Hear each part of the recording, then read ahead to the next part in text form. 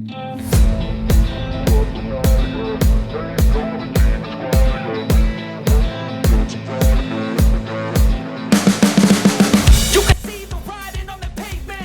biasanya latihan voli itu isinya keringat, teriakan pelatih, dan nafas ngos-ngosan, latihan kali ini malah bikin penonton senyum-senyum sendiri. Bukan karena smash keras atau rally panjang, tapi karena satu pemandangan yang konsisten dari awal sampai akhir. Kemana Megawati Hangesti pergi, di situ pasti ada Nurlaily. Iya, serius. Ini bukan editan, bukan setting, dan bukan kebetulan. Ini nyata. Dari jogging ringan, stretching, sampai pemanasan, formasinya itu-itu saja. Megawati di depan, Nurlaily di samping. Kalau Megawati belok kanan, Nurlaily ikut kanan. Belok kiri, ikut kiri. Penonton sampai mikir, ini latihan voli atau latihan shadowing? Yang bikin makin lucu, biasanya Megawati gonta-ganti pasangan latihan.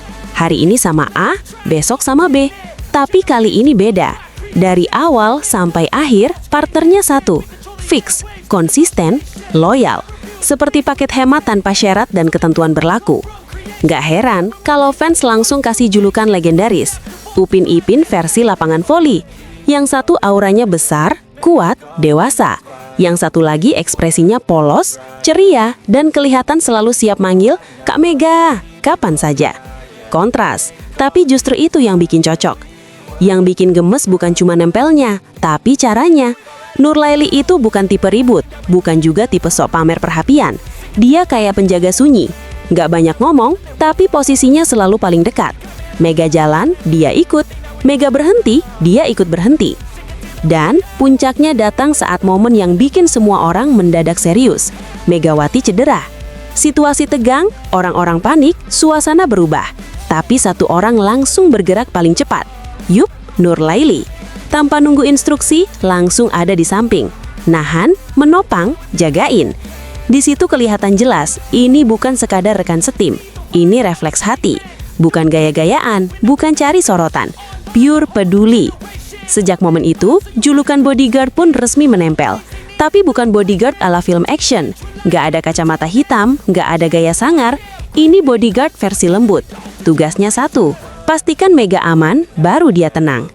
Di dunia olahraga yang keras dan penuh tekanan, punya orang seperti ini itu mahal.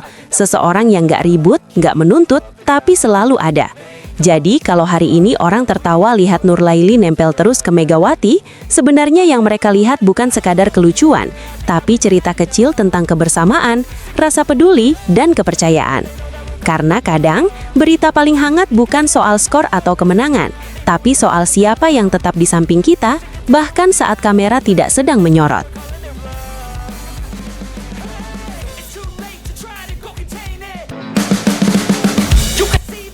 Kalau kita ngomongin Megawati, ini bukan sekadar bahas permain voli biasa.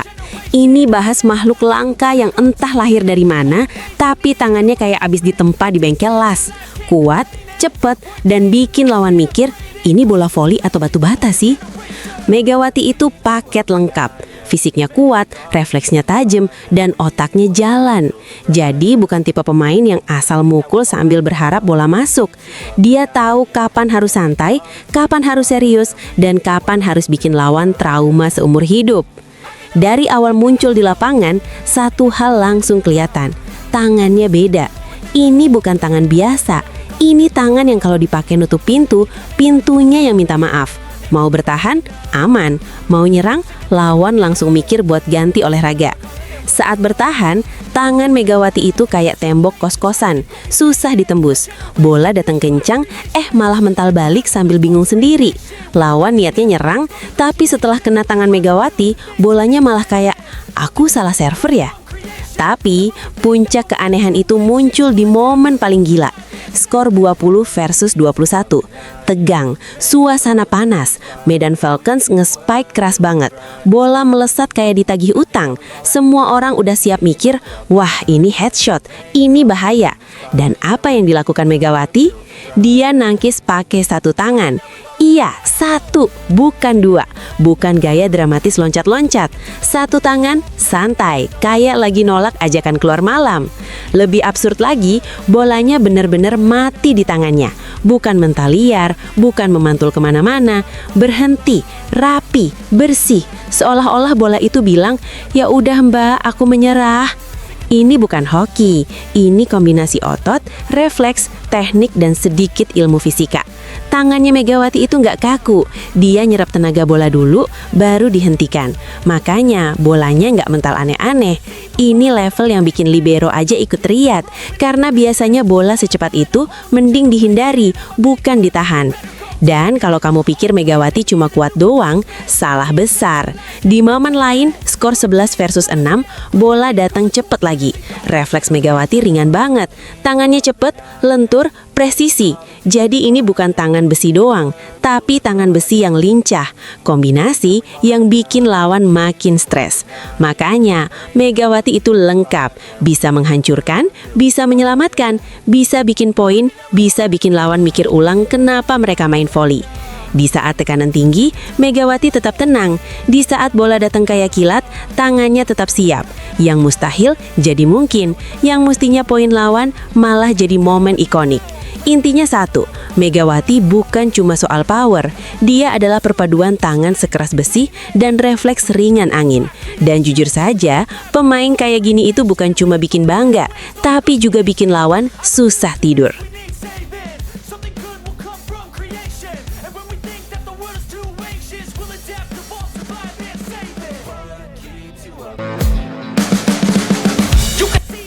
Mari kita mulai dari fakta penting terlebih dahulu.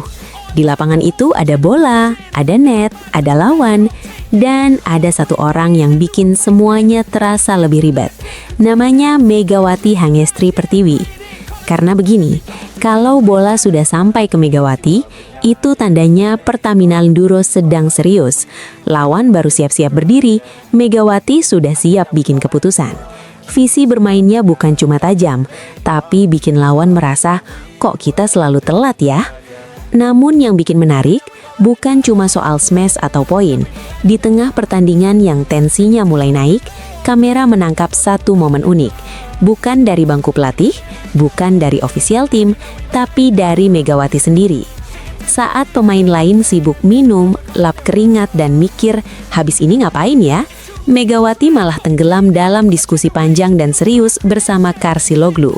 Bukan ngobrol receh, bukan basa-basi. Ini obrolan yang kalau dilihat sekilas, auranya sudah kayak rapat penting. Bahasa tubuhnya jelas, tatapannya fokus, tangannya sesekali menunjuk ke lapangan, seolah berkata, yang ini ke sini, yang itu jangan dibiarkan bebas. Karsiloglu pun mendengarkan dengan penuh perhatian. Angguk-angguk,